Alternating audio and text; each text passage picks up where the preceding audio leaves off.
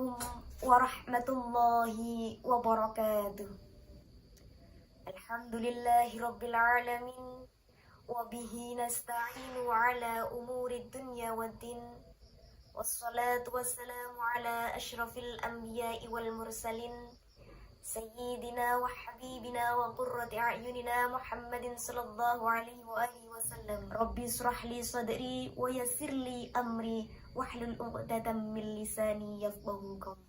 Amma ba'd. Yang saya hormati kepada seluruh pimpinan Fatayat Nahdlatul Ulama Lampung Timur, kepada seluruh kepengurusan Forum Daiyah Fatayat Nahdlatul Ulama Lampung Timur, kepada seluruh sahabat-sahabatku sekalian yang selalu dimuliakan oleh Allah.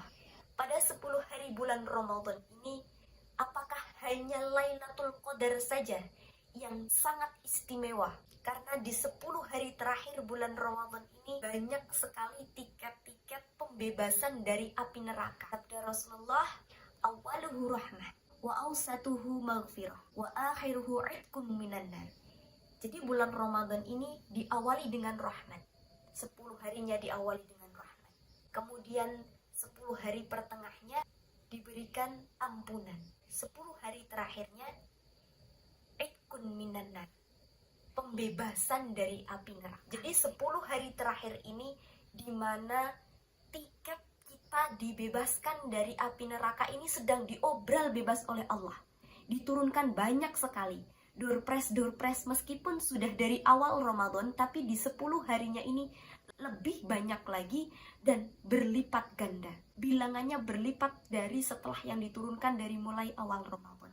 Masya Allah, jangan sampai kita termasuk umat yang tidak mendapatkan rahmat dan keistimewaan di 10 hari bulan Ramadan ini.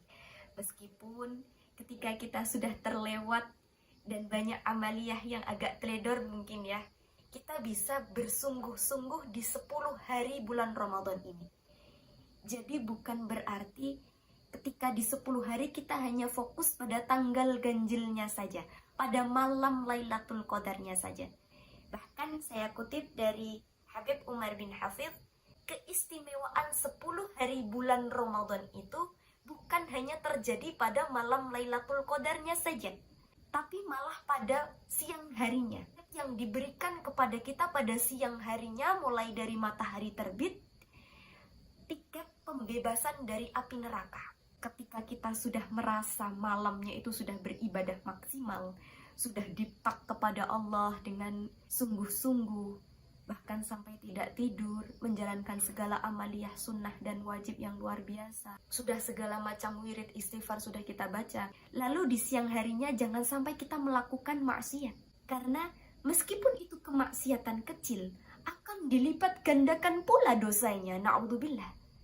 Jadi ketika kita berbuat baik dilipat gandakan kebaikannya, begitu juga dengan kejelekan, keburukan dan dosa. Jangan sampai dosa kita terlipat gandakan. Dosa kecil yang sering kita lakukan tanpa sadar itu apa? Membicarakan orang lain, ghibah, kemudian hasud, iri, dengki, dan sering kepo. Nah, ini virusnya emak-emak ini, sering kepo dengan kehidupan orang lain. Sering kepo kemudian mengakibatkan rasa dengki, rasa iri. Awalnya sih cuma kepo ya, stalking story teman-temannya. Kemudian melihat, Masya Allah ternyata kehidupan dia itu kok lebih baik dari saya gitu ya. Dia itu jadi wanita kok enak banget. Sudah suaminya tampan, hartanya melimpah, rumahnya bagus, anaknya solih-solihah. Hal-hal receh yang padahal itu diupload di story mungkin hanya sebatas tentang branding. Itu mungkin niatnya yang upload itu hanya sebagai pengingat saja, hanya sebagai kenang-kenangan saja, karena tidak setiap hari nikmat itu diberikan. Mungkin saja uploadnya kejadian itu ketika makan-makan di luar, ketika buka bersama, itu mungkin 1 tahun yang lalu gitu ya. Tapi ketika hati yang menerima itu dengan sirik, naudzubillah, atau muncul rasa dengki ketika teman yang kita stalking atau sering-sering kita penasaran itu dia punya apa yang baru, kemudian muncul rasa iri. Masya Allah, naudzubillah. Rasa iri dan dengki itu bisa menghancurkan dan membakar segala macam kebaikan yang sudah kita lakukan. Di dalam kitab Riyadhus Shalihin di sini dijelaskan, An Abi Hurairah radhiyallahu anhu, anna Nabiy sallallahu alaihi wasallam qala, "Iyakum wal hasada, fa innal hasada ya'kulul hasanati kama ta'kulun narul hatab." Iyakum wal hasada. Jauhilah sifat dengki. Nah, ini Rasulullah itu menyuruh kita untuk menjauhi sifat dengki agar hati kita itu tidak dengki. Itu kalau scroll media sosial jangan dimasukkan ke hati. Jangan sampai mencabut rasa syukur kita kepada Allah. Tidak percaya kepada Allah. Padahal sesungguhnya segala takdir yang diberikan Allah kepada kita saat ini adalah takdir yang sangat terbaik untuk kita jalani. Saya lanjutkan lagi. Fa innal hasada ya'kulul hasanat. Dan sesungguhnya perbuatan keji itu bisa menghapuskan kebaikan. Jadi jangan sampai kita sudah ibadah 21 hari di bulan Ramadan ini, tiba-tiba kita masih ada rasa dengki kepada orang lain. Kita masih suka mengoreksi keburukan orang lain. Kita tidak sibuk dengan hati kita sendiri. Ingat bahwa hati yang sakit, bahwa hati yang mati, itu adalah hati yang tidak pernah ternutrisi. Nutrisinya hati apa? Ngaji. Dalam waktu 3 hari, hatimu itu sepi dari ilmu, maka hatimu akan sakit. Ini diriwayatkan dalam kitab Ihya Ulumuddin. Tapi ketika 3 hari itu hatimu sudah ternutrisi dengan ilmu, jenengan sudah ngaji, insya Allah hatinya tidak akan sakit. Seperti halnya kita, kalau tidak makan bisa sakit, lama-lama meninggal. Begitu juga dengan hati. Namun kita tidak pernah merasa bahwa hati kita itu mati, karena sudah lama berkarak, sakit, tidak terobati dan tidak ternutrisi, dan tidak tahu bagaimana untuk sembuh, bahkan tidak sadar kalau hatinya itu sedang sakit, bahkan tidak sadar bahwa hatinya itu sudah mati. Na'udzubillah. Ciri-ciri hati yang mati, jarang menangis. Ketika ada nasihat yang datang, disepelekan. Tidak bisa menerima nasihat. Bahkan ketika ada nasihat itu datang, justru nasihat itu ditujukan untuk orang lain. Wah, ceramah ini cocok nih untuk si ini. Jangan sampai seperti itu. Itu sudah ciri-ciri hati yang mati. Saya lanjutkan lagi. Kama ta'kulun narul hatab. Seperti halnya api yang membakar kayu bakar. Jadi kebaikan itu bisa hancur, bisa hilang begitu saja, seperti halnya api yang membakar kayu bakar. Maklep gitu ya, langsung habis, mawet gitu, langsung semuanya hilang, habis tak tersisa. Na'udzubillah. Jadi jangan sampai sudah repot-repot setiap malam, Masya Allah, menangis di hadapan Allah, berderu-deru menghaturkan segala dosa, meminta maaf, minta hati yang selalu tunduk, minta hati yang selalu bersih, minta dzurriyyah yang baik, minta rumah tangga yang baik.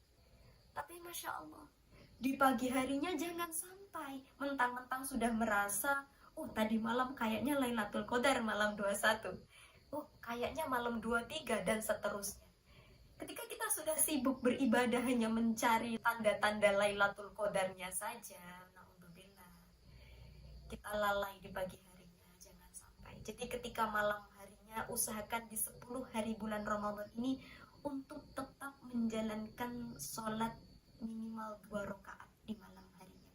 Jadi setelah tarawih, tidur, kemudian bangun menjalankan sholat tahajud, sholat tasbih, sholat hajat, sholat taubat, minimal 2 rakaat di setiap malam 10 harinya.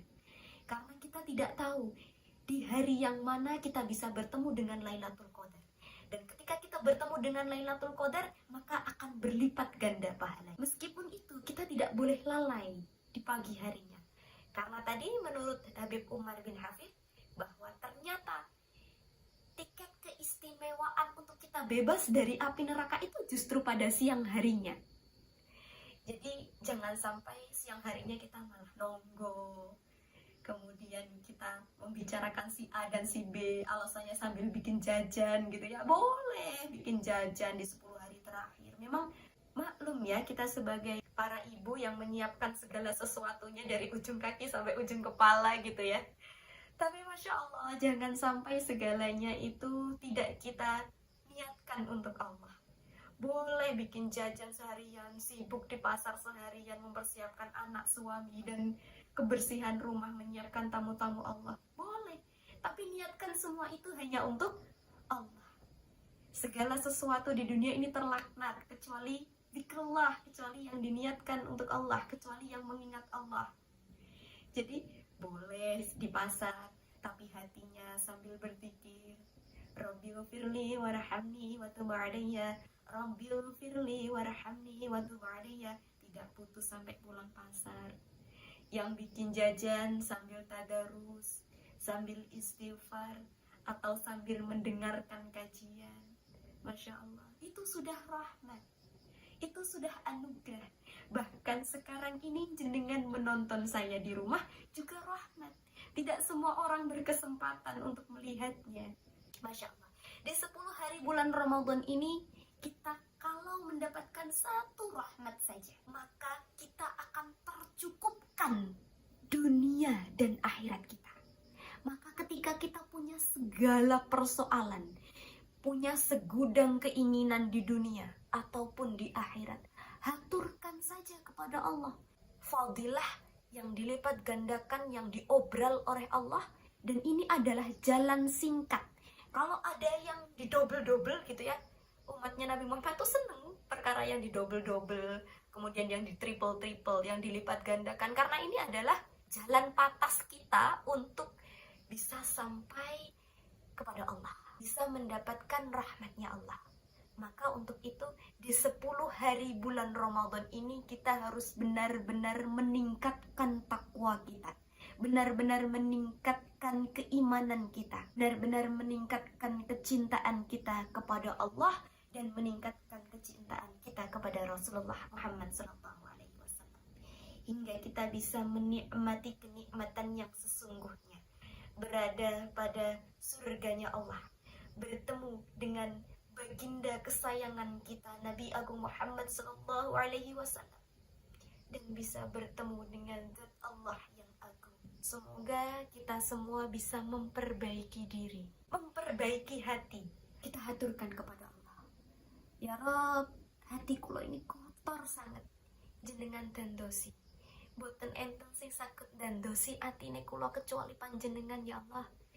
Dandosaken kula dados tiyang setri ingkang sae. Semoga seluruh generasi Fatayat Nahdlatul Ulama Lampung Timur bisa menjadikan dzurriyyahnya menjadi dzurriyyah yang berbakti kepada Allah.